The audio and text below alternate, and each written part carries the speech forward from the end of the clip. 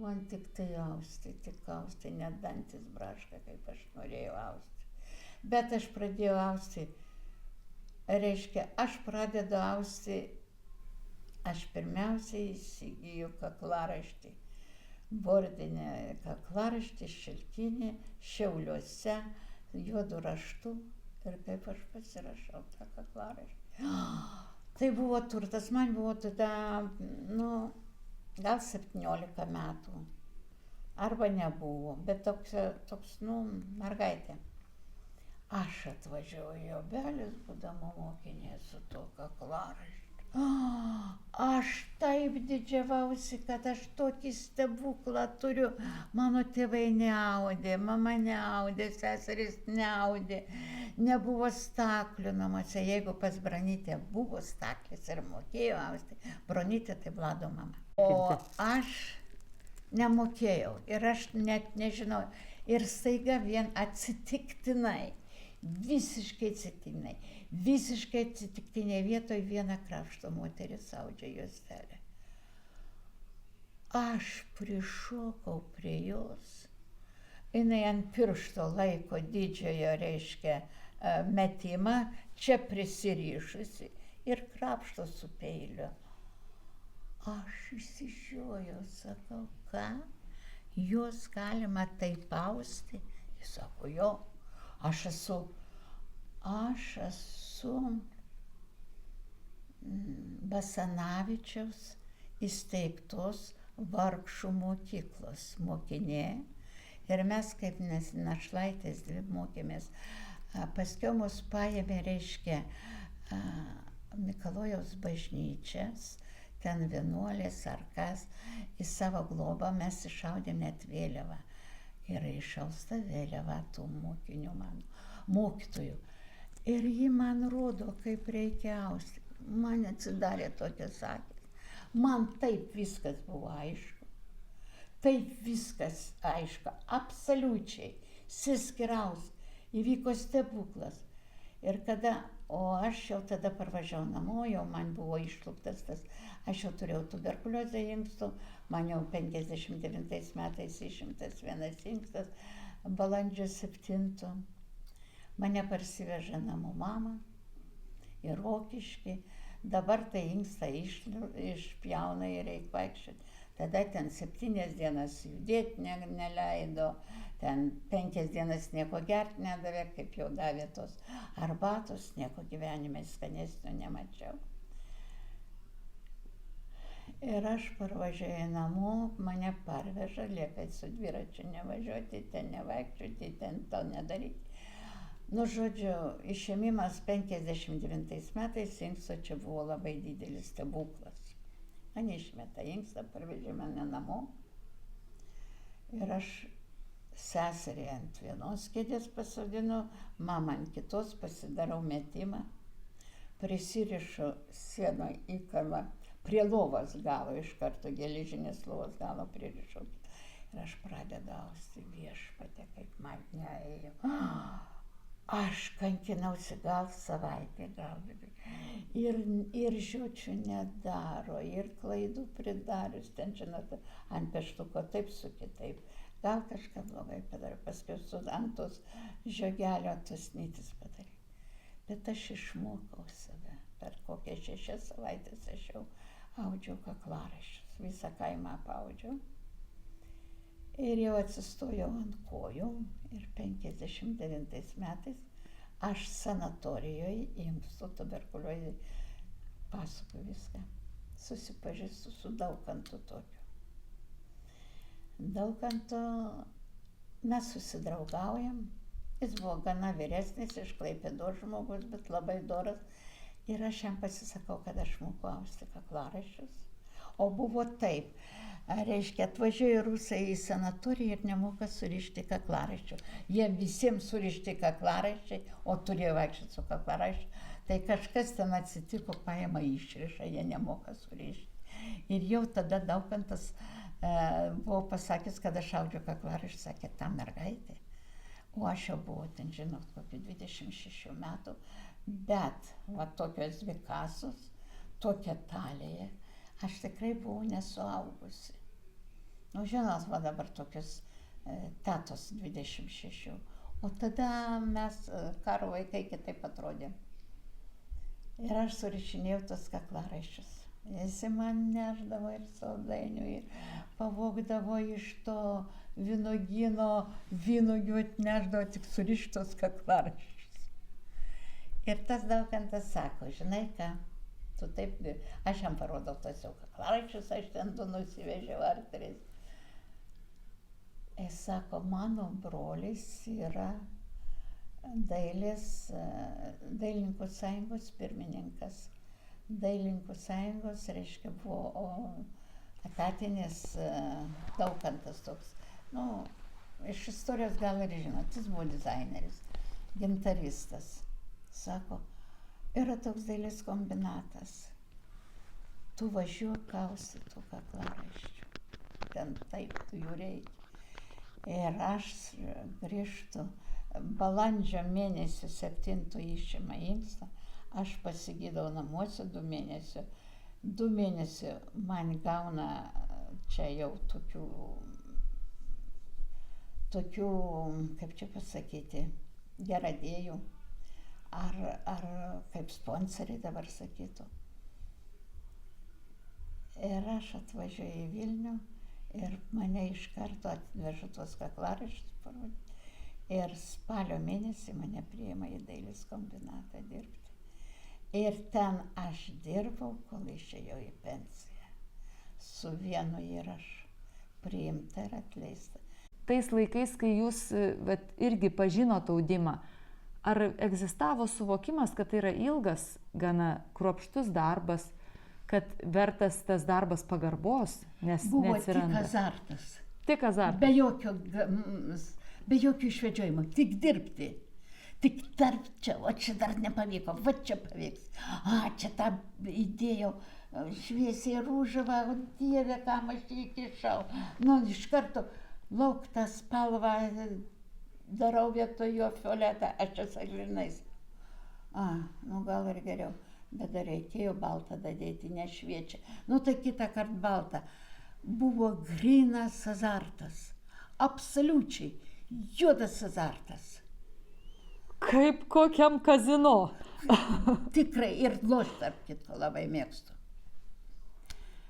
Tik nėra kada. Bet buvo laikas, kad aš Las Vegase lošiau 2 paras. Ir buvau išlošus 2 didžiausius, bet aš lošiau po 5 centus. Tai didysis išlošimas buvo $120, bet žinoma, juos pralošė. Yra toks azartas. Tai jūs čia ne ta tipinė audėja, kur nurimsta prie staklių. Jūs kaip vėtra, azartiškai. Jo. Ir žinot, ką buvo toks dailės kombinate, Vilniaus miesto, buvo architektas Pūras. Aš jau kombinatė, jau ten pašlovinta, pagarbinta man tas. Vienoje rodo, ką ten kalba, ką ten rašo. Tos televizijos čia buvo, taip, man tik trukdo. Man tas pats. Ir jis pagauna mane dailės kombinatė ir sako, tarp kitko, 25% tikrai iššausdavau veltui, išdalindavau. Man vieni mokėdavo, kiti nemokėdavo, svarbu, kad aš šaudžiu. Ir jis sako, Palmira, kodėl tu taip nori būti visiems gera? Mestuk čiorto. Gražiai moteriai nepatogu keiktis, siusk visus nachren ir gyvenk savo gyvenimą, kol tu jam tarnauji.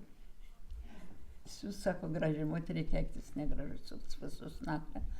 Tai vyriausias dailės kombinato viršininkas. Aš vienintelio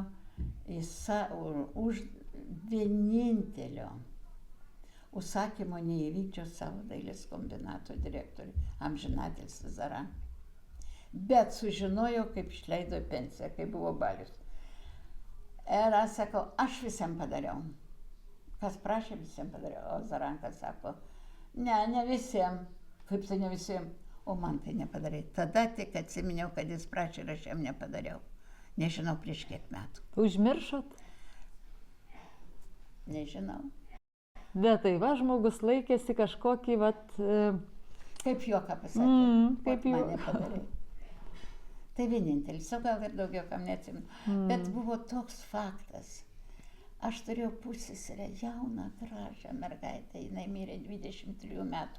Jis susirgo sklerozą diseminatą. Tai čia yra jaunų liga, labai baisi.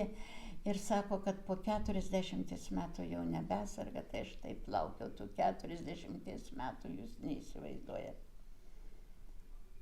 Ir jinai miršta. Čia buvo toks sandara turbūt 60-ųjų ir 50-ųjų metų. Aš išlėkiu į Rokiškį pranešti jos tėvam, kad mirė Pudėtė Alfonsa. Ir turėjau užsakymą, aš užmiršau kam. Aš sėdu vėl į Obelius, man 8 kilometrai, aš pėsčia ateinu, sėdu į autobusą ir autobusas toks ledas. Jis mus pavežė iš Obelių kokius 4 kilometrus. Ir sustoja, toliau nevažiuoja. Aš iššokau iš to autobuso, bėgu su vasariniais batukais per tą ledą į stotį, kad spėti į stotį, atvažiuoti iki Šiaulių, iki Radviliškio, perstot, atvažiuoti į Vilnių, išausti tavo užsakymą ir vėl atgal į laidotuvės. Aš audžiau 6 metus į dailės kombinatą be jokių priemonių. Paskiau amžinatilsį iš Rokiškio tokia deksninė man paprastą rėmą davė, bet man O buvo kaip supras be nepatogu. jokių priemonių? Tai jūs tiesiog, kaip sakot, įsitemdavot... 6 juostas apausdavau, jau ratą darydavau, vienas pagaliukas, du vinys sienoje, va taip, per pagaliuką eina ratu ir aš 6 kaklaraiščius apmesdavau. Ir turėjau 1000 vienetų kolekciją. Kolekciją aš iš karto, man buvo gaila atiduoti. Ir jeigu ateina kas nors nupirkti juostus ir aš matau, išsirenka mano juostą, kuri man patinka, aš pradedu peikti. Tai per daug metų, per 10 metų, per 15 mane perkando, sako, jeigu jūs ten ausit pas Palmirą, pirksit juostą, tai griebkite tą, kurį jinai peiks. Ir man gaila buvo atiduoti. Ir taip aš surinkau. Ir tą surenku 1000 juostų kaklaraiščių kolekciją. Aš neatsimenu net kas, ant kiek durna.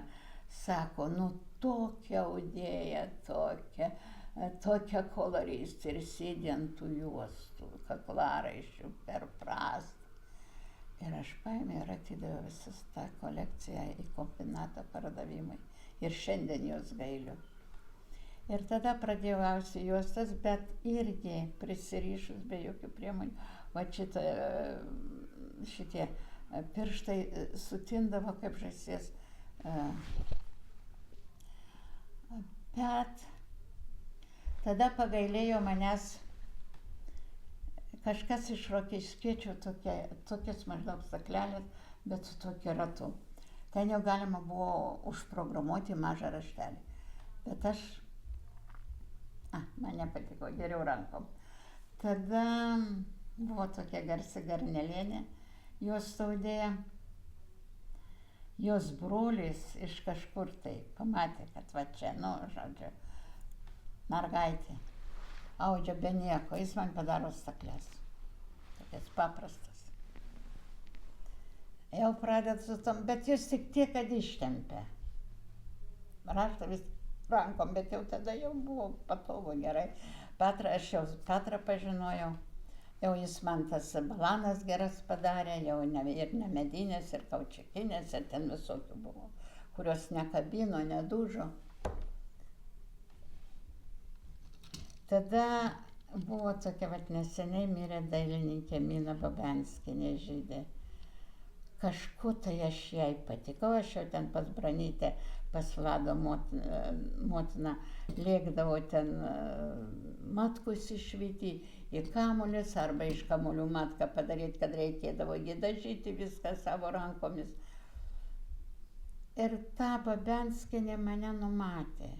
Ir kaip šiandien atsimenu tą vietą ir tą dieną, tik datos nežinau, aš sutinku ją Bernardinų skersgatvyje, jinai apkabina mane, sako, aš žinau, kad tu gerai jauti spalvas, aš žinau, kad tu su azartiškai dirbi, aš tau duosiu, reiškia, audėjo fabriko vyrinžinieriaus numerį, jis tau surinks, kas tau suvers, aš jau turėjau stakles, bet jų neapvaldžiau, kas suverimą parodys, kas metimą parodys, kas ten rėmų, visko. Ir man ateina tokia reklaitinė, jie viską man padaro, aš tokia laiminga. Nei iš šio, nei iš to, ta reklaitinė sako, žinot ką, aš turiu gerą tokį pameistrį, jie vadinosi, dirba, jis tau padarys stakles. Jis man padaro stakles, aš išmokau austi, aš jį padarau liaudies menininkus, man padaro stakles. Pirmas, ten yra pačios mažiausios dirbamos staklės. Nu, kokiais 50, ne, jau ten kokiais 61 ar 2 padarytos. O tada Petriukas visas likusias, aš pradėjau didinti, mano pradėjo, reiškia, augti norai ir man jau tada Petras padarė. Tada aš dar, reiškia, laisvalaikis ir atostogos, tai buvo kilimo audimas. Bet aš audžiau ir va tokius, kas manęs prašė. O čia va papuošimo juostelė kažkokiam tai rūbui buvo išausta, atrodo savo. O čia išausta, žinot ką, čia jau karūna. Oho, o tai tam tvirtumui, tai... Cukrus. Cukrus,